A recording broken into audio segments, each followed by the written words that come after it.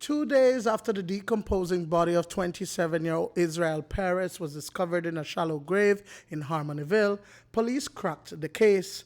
A total of 3 persons were detained during the course of the investigation, and after several searches and tests conducted, a file was forwarded to the DPP for murder charges to be levied. Reference the stabbing death of Israel Perez in the Cotton Tree area.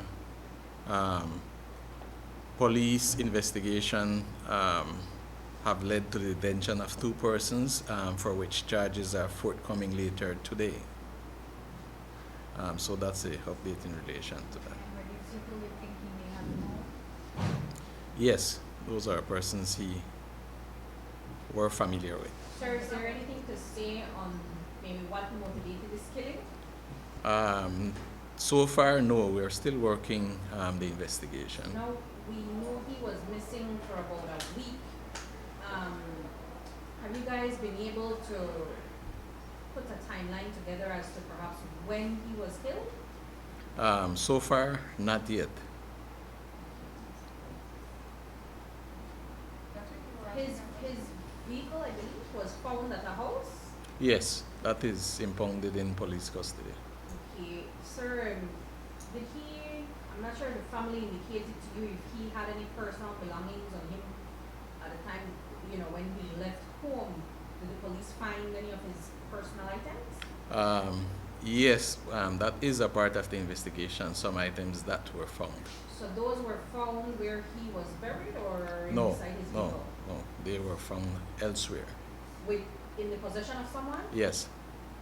Has it been established where he was killed, at his residence or at the said house where the individual lived?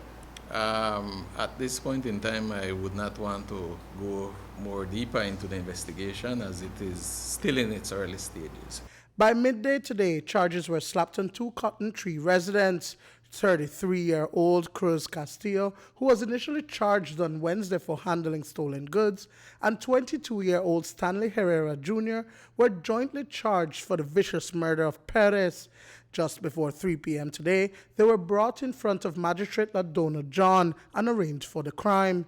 Within minutes, they were escorted into a police van and taken to the Belize Central Prison in Harmonyville.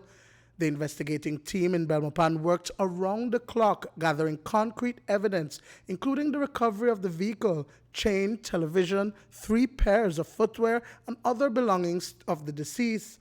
Also taken into evidence were 2 shovels believed to have been used to dig the grave where Perez's body was buried after his limbs were bound and he was stabbed multiple times to the chest and abdomen. The murder weapon, however, has not been recovered. It is an overwhelming time for the family, especially because Perez and Cruz grew up together as brothers at King's Children's Home in Cotton Tree Village.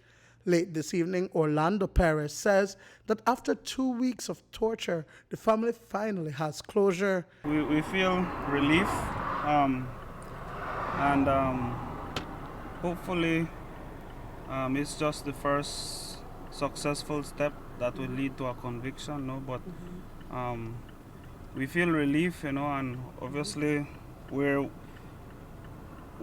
feared for our lives, and so with him being behind bars, we feel better now, and yeah, that's all I can say right now. And I'm sure it comes as a shock because, you know, Cruz is close to the family, no?